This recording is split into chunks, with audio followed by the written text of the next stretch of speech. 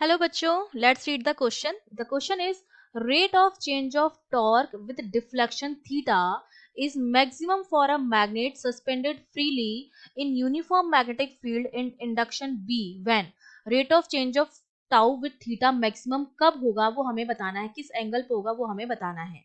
तो देखिए इस क्वेश्चन को सॉल्व करने के लिए हमारा जो की कॉन्सेप्ट रहेगा वो हमारा क्या रहेगा. जब भी हम किसी मैग्नेट को किसी मैग्नेटिक फील्ड में रखेंगे, ठीक है, ये हमारे पास मैग्नेटिक फील्ड है. अब हमने इसको किसी भी मैग्नेट को हमने रखा है इस मैग्नेटिक फील्ड में, तो हमने मान लिया कि मैग्नेटिक फील्ड की डायरेक्शन ये है, इसका मैग्नेटिक मोमेंट m है और इनके बीच में लगने वाला एंगल थीटा है. तो जो टॉर्क लगता है इस मैग्नेट पर that is given by m cross b, जिसको मैं लिख सकती हूँ mb साइन थीटा. ठीक है. अब हमें बताना है कि rate of change of tau D tau with D deflection theta वो मैक्सिमम कब होगा.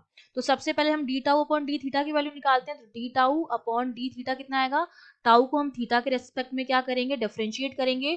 तो एम बी साइन थीटा है, तो साइन थीटा का क्या हो जाता है, डिफ्लेक्शन कॉस थीटा. तो ये हो जाएगा हमारा एम बी कॉस थीटा. ये हमने वैल्यू निकाल दी D tau upon D theta की, और ये हमें चाहिए मैक्सिमम. अब देखो बी मेरा यूनिफॉर्म है तो इसको हम चेंज कर नहीं सकते. मैग्नेट हमारी सेम है तो मैग्नेटिक मूवमेंट जो होगा वो भी हमारा क्या रहेगा, सेम रहेगा. तो अगर मुझे D tau upon D theta की वैल्यू मैक्सिमम चाहिए तो cos theta should be maximum. इसकी वैल्यू क्या होनी चाहिए, मैक्सिमम होनी चाहिए. और हम जानते हैं कॉस थीटा की वैल्यू जो है वो लाई करती है -1 से +1 के बीच में. तो +1 जो है वो इसकी मैक्सिमम वैल्यू है. और +1 कब होती है, जब एंगल हमारा क्या हो, 0 डिग्री हो. ठीक है.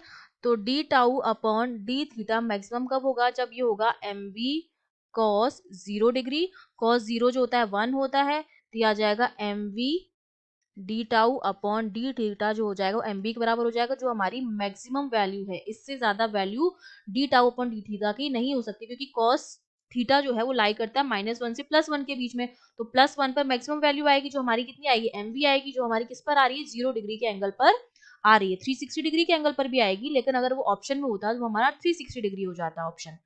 तो हमारा आंसर क्या हो जाएगा, हमारा आंसर हो जाएगा option A, theta equals to 0 डिग्री. I hope you understood well. All the best.